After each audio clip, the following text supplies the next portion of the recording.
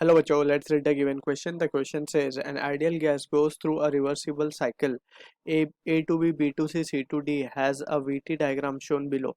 Process D to A and B to C are adiabatic. So the corresponding PV diagram for the process is. So हमें चार option given है and we need to plot PV diagram for the corresponding VT diagram that has been shown.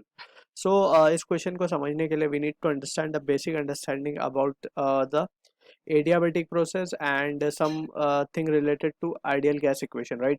So as a key concept we can say we all know about the ideal gas equation, that is PV is equals to nRT. यहाँ पे P pressure, V is volume, N is number of moles of a gas and R is the gas constant, T is temperature, right? अब यहाँ से we can say अगर हम temperature को या basically अगर हम कहें कि volume अगर constant हो जाए या volume या temperature constant हो जाए, first we will say, so PV will be a constant, right? So that will be the case of isothermal process.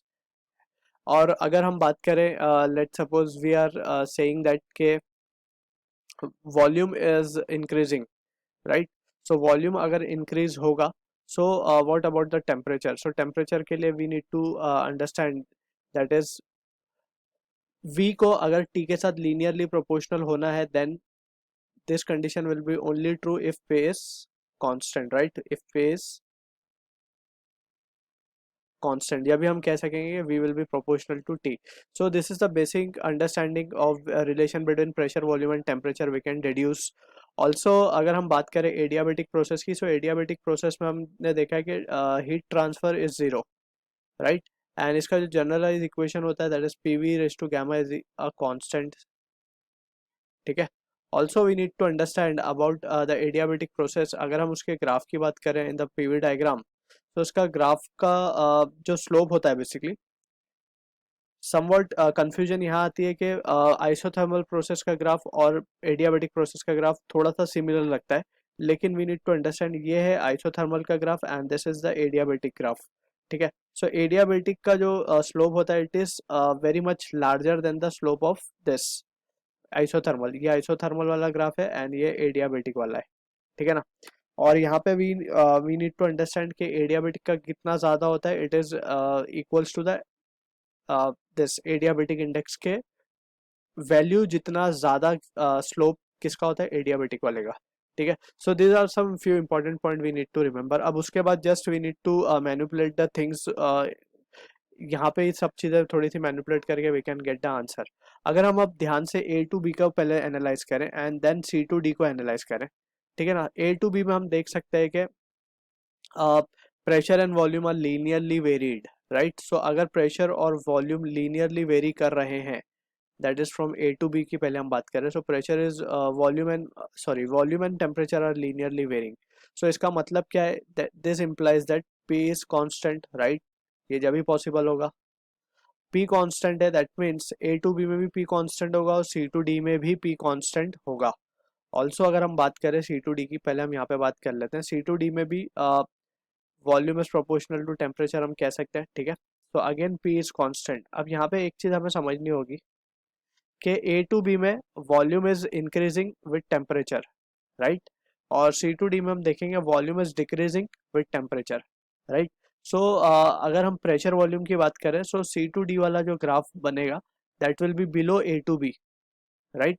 क्योंकि इसका वॉल्यूम कम है, ठीक है ना? वो that we will discuss further. यहाँ पे अब हम देख सकते हैं कि पहले तो हमने ए पी कांस्टेंट मिलना चाहिए ए टू बी और सी टू डी में.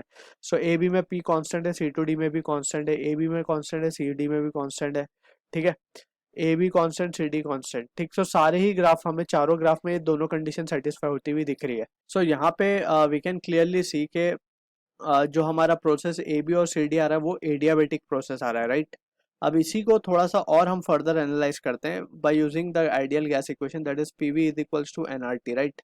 अब यहाँ से इस इक्वेशन में हम वॉल्यूम को और टेम्परेचर के बीच में रिलेशन कैसा निकाल सकते हैं? N R T, N R upon P into T.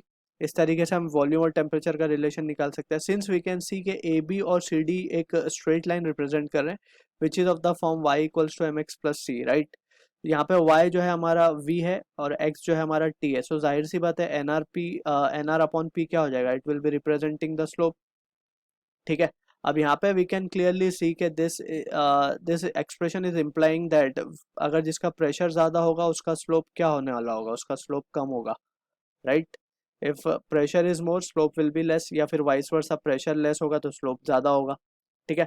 सो अब अगर हम ध्यान से देखें ए बी और सी डी में, सो ए टू बी का जो स्लोप है, slope of A to B हम ऐसा लिख देते हैं, slope of A to B is less than slope of C to D, right. C to D का स्लोप ज़्यादा है ए टू बी के स्लोप से, ठीक है ना। So this will imply that pressure of A to B will be more than pressure of pressure from C to D, ठीक है। सो यूजिंग दिस रिलेशन अब हम क्या कर सकते हैं, we can easily plot the graph, ठीक है।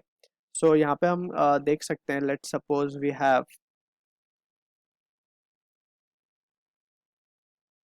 Pressure versus volume. सो अब अगर हम देखें तो ए टू बी और सी टू डी सबसे पहले तो they are isobaric, so we need to draw two lines over here, एक ही है, एक ही है,